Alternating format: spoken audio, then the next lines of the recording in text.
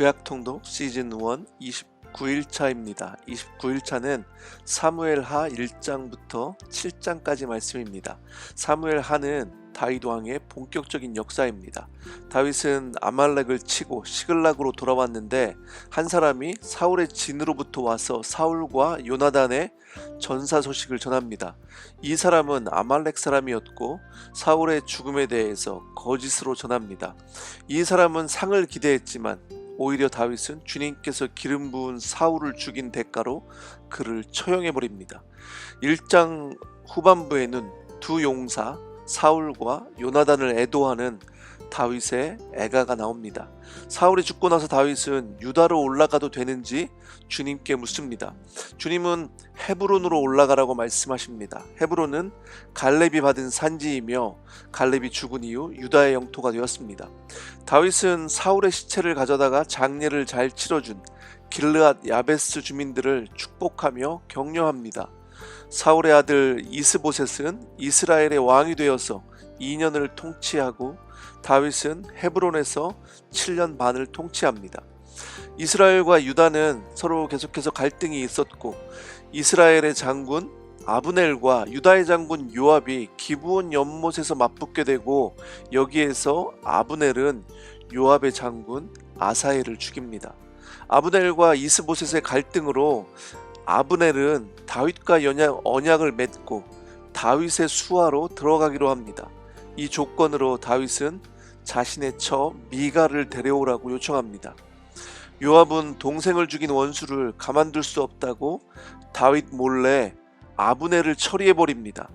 다윗은 슬퍼하며 아브넬의 장례를 치루어주고 이스라엘 백성들은 다윗이 아브넬을 죽이지 않았다는 것을 알게 됩니다. 아브넬이 죽은 뒤 군 지휘관인 바하나와 레갑은 이스라엘의 왕 이스보셋을 죽이고 그 머리를 가지고 다윗에게 갑니다. 마찬가지로 다윗에게 상을 기대했지만 바하나와 레갑 역시 이 둘을 다윗은 처형해버립니다. 이 사건 이후 이스라엘 백성들은 다윗을 찾아와서 이스라엘의 왕이 되어달라고 요청을 합니다. 이제 다윗은 공식적으로 기름을 붓고 이스라엘과 유다 통일 왕국의 공식 왕이 됩니다. 다윗은 소년이었을 때 선택을 받았지만 10여 년 동안 훈련을 받고 30세가 되어서 공식적으로 왕위에 올랐습니다. 하나님의 때와 시기는 인내하며 견디는 사람들에게 이루어지는 것을 저희는 볼 수 있습니다. 다윗은 여부스 사람들이 살고 있는 예루살렘을 정복하고 다윗 성으로 삼습니다. 블레셋과의 전쟁 이후 나라가 안정되고 다윗은 법궤를 예루살렘으로 가져오고자 합니다. 하지만 제사장과 다윗이 어떻게 법궤를 옮기는지 몰랐습니다.